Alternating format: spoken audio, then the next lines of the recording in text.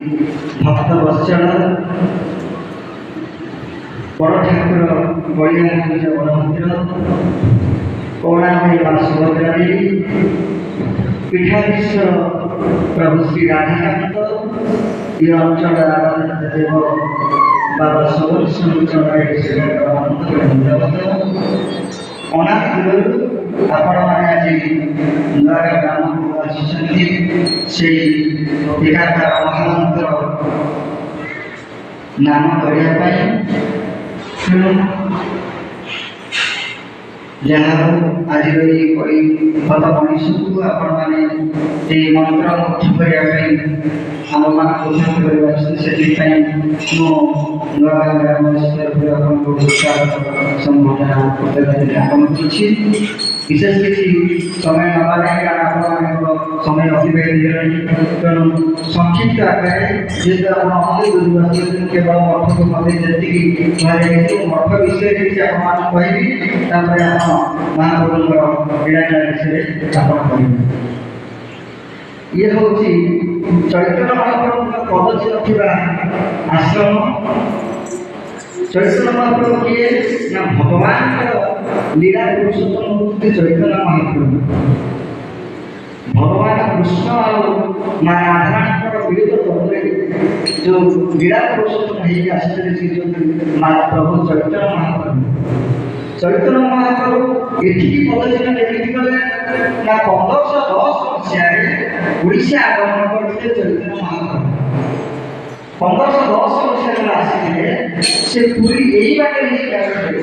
କଟକ ବଡ଼ ବଢ଼ିଆ ଘାଟ ଆପଣଙ୍କର ଜୟଦେବ ମହାପ୍ରଭୁଙ୍କ ଜନ୍ମସ୍ଥାନ କେନ୍ଦୁବିଲ, ଆମର ଅଷ୍ଟଶମ୍ଭୁ ଭିତରେ ଯାଉଥିବା ସୁବେଣେଶ୍ୱର ମହାଦେବ, କାକଟପୁର ବିଶ୍ୱାମିତ୍ର ମଠ, କାକଟପୁର ଦେଉଳି ମଠ ଦେଇ ଯୋଉଠି ଦାରୁବାସ ସେବକମାନେ ବିଶ୍ରାମ କରନ୍ତି ଦେଉଳି ମଠ ସେଇଠି ଅବସ୍ଥାନ କରି ସେଇପଟେ ଜୟଦେବପୁର ଗଙ୍ଗା ମଧ୍ୟରେ ରହି ତାଙ୍କର ଲୀଳାଖେଳା ସମାଧାନ କରିଥିଲେ।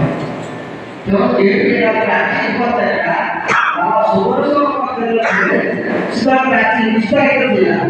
ପ୍ରାୟ 1510 ମସିହାରେ ସମ୍ପୂର୍ଣ୍ଣ ପ୍ରାଚୀନ ଥିଲା। ସେ ସମୟରେ ଦାନ୍ତ କାଟି ବସି ସାରି ତାର देखिए मंदिर सामने जो गछटी आज पर्यंत दंडायमान रही से चैतन्य महाप्रभु पदचिह्न स्वरूप प्रमाण रही। देखिए भगत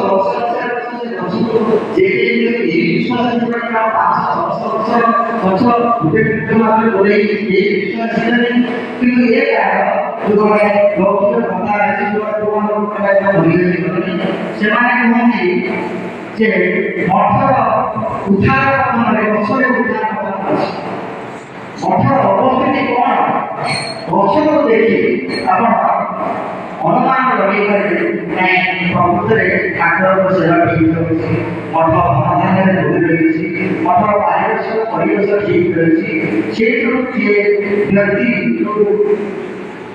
भगवान से गच को देखिए सी उपलब्धि कर। तेणु ये प्राय ऐतिहासिक ये मठ 7000 गुच्छे करते आर दुई तीन गाड़ी मठ गोटे बिहारी मठ गोटे राधाकांत मठ गोटे 360 बाटी मठ आ गोटे राधाकांत मठ ब्रजवासी ब्रजवासी ना वृंदावन ठाकुर जड़े नाबाजी 1684 मसीह कलिकता ढाका रास्ता प्रथम से प्रमाण पक्षरे गोटे तालपत्र छता धरिकी पचार दीर्घ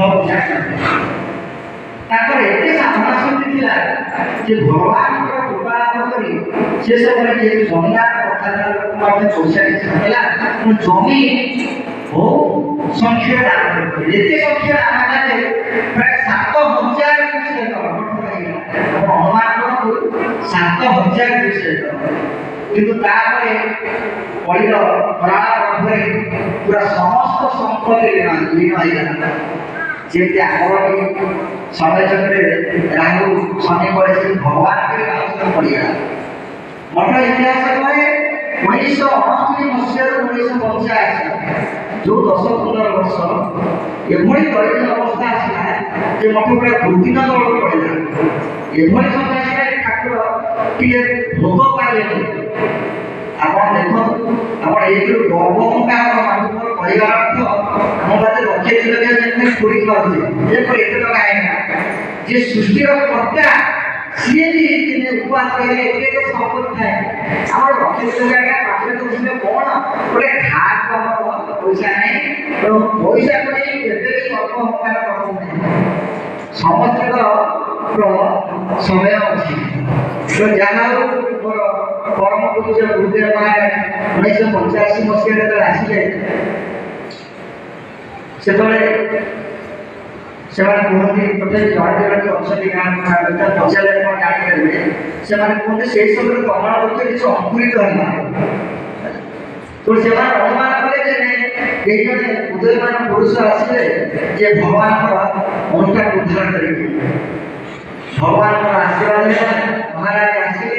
ଆଜି ଆପଣମାନେ ଯୋଉ ଦେଖୁଛନ୍ତି ତାଙ୍କର ସବୁ ରକ୍ତ ବିନ୍ଦୁରେ କହିଲେ ବି ଭୁଲ ହବ ନାହିଁ, ତାଙ୍କର ସମସ୍ତ ରକ୍ତ ବିନ୍ଦୁରେ ଏ ଅନୁଷ୍ଠାନ ନିର୍ମିତ ହୋଇଛି।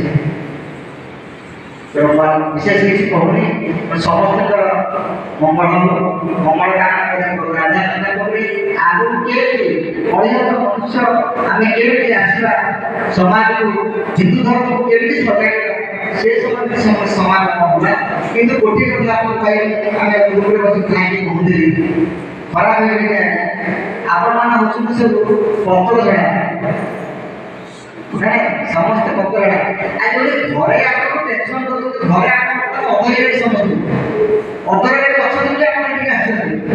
ତେଣୁ ଆପଣ ମୁଁ ଧର୍ମ କରିବାକୁ ଧର୍ମ କରିବା ଧର୍ମ କରିବେ କହିଲେ ବାଧିବ ଅଲା କିଏ ଧର୍ମ କରିବେ। ତେଣୁ ଆପଣଙ୍କ ଉତ୍ତରାଧିକାରୀ ତିଆରି କରନ୍ତୁ। ଆପଣଙ୍କ ଘରେ ପୁଅ ନାତିମାନଙ୍କୁ ଏ ସଂସ୍ଥା ସହିତ ଜଡ଼ିତ ରଖନ୍ତୁ। ହିନ୍ଦୁ ଧର୍ମର ସଂସ୍କୃତିକୁ ବଞ୍ଚେଇବାକୁ ହେଲେ ପ୍ରଥମେ ପରିବାରକୁ ସୁଦୃଢ଼ କରନ୍ତୁ। ନହେଲେ ଆପଣ କଲେ ଆପଣଙ୍କ ପରେ 50-60 ବର୍ଷରେ ପୁଣି ଏମିତି ଯୁଗକୁ ଯୁଗ ଏଇ ମତେ ପରମାନନ୍ଦ ଚାଲିଥିବ, କିନ୍ତୁ ହିନ୍ଦୁ ସଂସ୍କୃତି ତଳକୁ ଆମେ ଯାଉଥାଉ। ଗଣେଶ ପୂଜା ହଉଥିବ, ପଛପଟେ ଚାଲିଥାଉ, କିନ୍ତୁ ଗଣେଶ ପୂଜା ଚାଲିଥାଉ ଆମେ ଗଣେଶ ପୂଜା କରୁଛୁ। ଏଇଟା ଯଦି ଆଜ୍ଞା ଯୁଗ ଯୁଗ ପରେ ତାହେଲେ କୌଣସି ଉନ୍ନତି ଆଜ୍ଞା ହବନି। ଆପଣ ସପୋଜ ଆପଣ ଘରେ ଟଙ୍କା ରଖିଲେ, ଆପଣ ବହୁତ ଚୋରିର ଧୀରେ ଧୀରେ ଧର୍ମ ରଖିଲେ ଟଙ୍କା କଥା କହୁଛି ଇଏ ବହୁତ ଟଙ୍କା କଥା କହୁଛି। ଆପଣ ବୁଲିକି ଏକାଧିକ ନାମରେ ଧର୍ମ ନିତ କଲେ, ହେଲେ ଆପଣଙ୍କ ପୁନରାତି ଗଣେଶ ପୂଜା କରି ଗଣେଶ ପୂଜା ପଛପଟେ ଟିକେ ପଣ୍ଡିତ କରିବେ, ଆପଣଙ୍କ ଧର୍ମ ସଞ୍ଚିତ ରହିଯିବ।